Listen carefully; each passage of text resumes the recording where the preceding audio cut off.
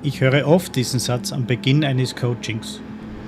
Ich fahre jetzt schon seit Monaten fast jeden Abend, aber meine Rundenzeiten in Gran Turismo bewegen sich einfach keine Millimeter bzw. keine Zehntel mehr nach unten. Wahrscheinlich werde ich einfach zu alt, meine Reflexe sind zu langsam oder mir fehlt schlichtweg das fahrerische Talent. Lass mich dir als Coach, der mittlerweile weit über 100 Stunden im direkten Gran Turismo 7 Coaching mit Fahrern aus allen Altersklassen verbracht hat, eines ganz ehrlich und direkt sagen. Vergiss das mit den Reflexen und streich auch das Märchen vom fehlenden fahrerischen Talent erst einmal aus deinem Kopf. Versteh mich nicht falsch. Natürlich spielt reines Naturtalent eine große Rolle, wenn es um die absolute Weltspitze geht. Nicht jeder von uns kann ein Alien sein, Weltrekorde fahren oder auf Anhieb gleich schnell sein. Aber für 99% von uns liegt die Stagnation fast nie am fehlenden Talent. Es liegt auch nicht daran, dass du kein 2000-Euro-Setup hast. Der wahre Grund, warum die meisten Simracer ab einem bestimmten Punkt komplett feststecken, ist viel simpler. Du hast aufgehört zu trainieren. Du fährst nur noch im Autopilotmodus. Du sitzt in der sogenannten Gewohnheitsfalle. Und genau deshalb bist du hier. In den nächsten Minuten zeige ich dir nicht einfach nur Gaming-Tipps, sondern meine Coaching-Methode, die auf universellen Konzepten der Sportwissenschaft und Psychologie basiert. Ich erkläre dir, wie wir diesen Schalter im Kopf umlegen und wie du, egal ob du 30, 40 oder 60 Jahre alt bist, noch massiv Zeit auf der Strecke finden wirst.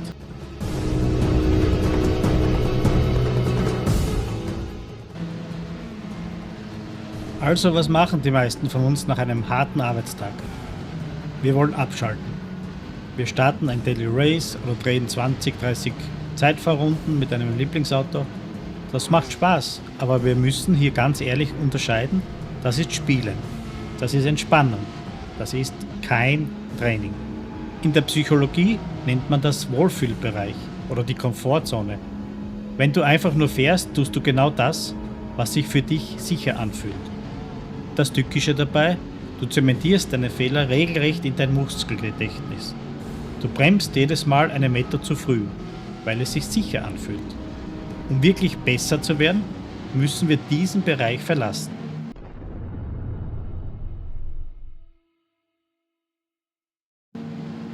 Schritt Nummer 1 basiert auf der Arbeit des Psychologen Anders Ericsson. Er erforschte Spitzenleistungen und prägte den Begriff Deliberate Practice, also bewusstes Üben.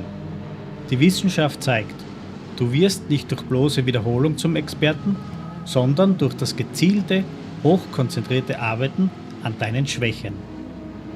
In GT7 bedeutet das, wir zerlegen das Monster Rundenzeit in Einzelteile. Nutze die Streckenerfahrung. Such dir einen Sektor aus und ignoriere die Uhr. Fahr ihn mit nur 70-80% deiner Geschwindigkeit. Dein einziger Fokus für 15 Minuten ist nur der Bremspunkt, nichts anderes. Wenn das sitzt, verlagerst du den Fokus auf das Trailbraking, das sanfte Lösen der Bremse. Du übst nicht das Fahren, du isolierst einzelne Fähigkeiten. Das ist der wissenschaftliche Schlüssel zum Erfolg.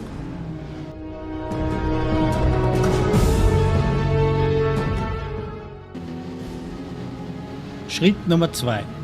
Wir wechseln von der Komfortzone in die Wachstumszone. Das ist der Bereich, der wehtut und frustriert. Mach es dir absichtlich schwer. Wenn du immer nur moderne Gruppe 3 Autos mit viel Aerodynamik und Traktionskontrolle fährst, wird dein Fahrgefühl stumpf. Das Auto verzeiht dir zu viel. Nimm dir stattdessen einen zickigen, alten Hecktriebler. Schalt die Traktionskontrolle komplett aus. Fahr auf harten Reifen, bei Nässe, das ist anstrengend und du wirst dich drehen. Aber genau hier passiert die Magie. Dein Gehirn ist gezwungen, neue neuronale Verknüpfungen zu bilden, um das Auto stabil zu halten. Du lernst Gewichtsverlagerung und Gasdosierung auf einem ganz neuen Level. Wenn du danach zurück in dein Gruppe 3 Auto steigst, wird es sich anfühlen, als würde es auf Schienen fahren.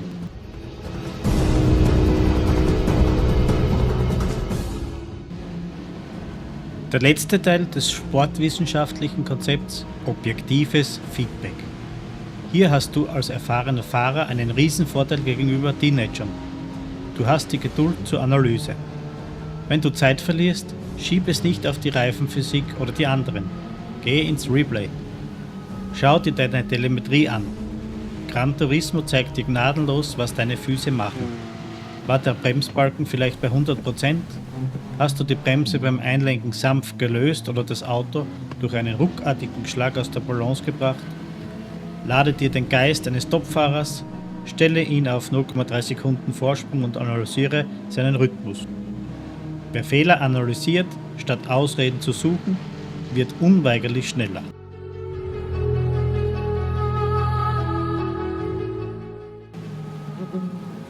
Lass uns kurz zusammenfassen. Schnelligkeit im Simracing ist absolut keine Frage des Alters. Es gibt Fahrer in den 50ern und 60ern, die unfassbar schnelle Zeiten in den Asphalt brennen. Es ist eine Frage davon, ob du Simracing wie ein echtes Sporttraining behandelst. Raus aus der Komfortzone, rein in die Deliberate Practice. Zerlege die Strecken, mache es dir schwer und nutze objektives Feedback. Wenn du möchtest, dass wir diese Prinzipien mal ganz gezielt und in Ruhe auf deinen Fahrstil anwenden, schau einfach unten in die Videobeschreibung.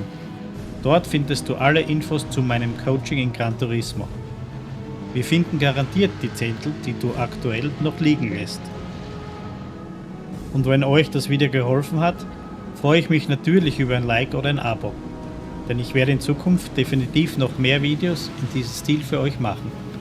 Und falls ihr Lust habt, schreibt doch einfach mal ganz entspannt unten in die Kommentare rein. Macht's gut, viel Erfolg auf der Strecke. Ciao, euer Kri.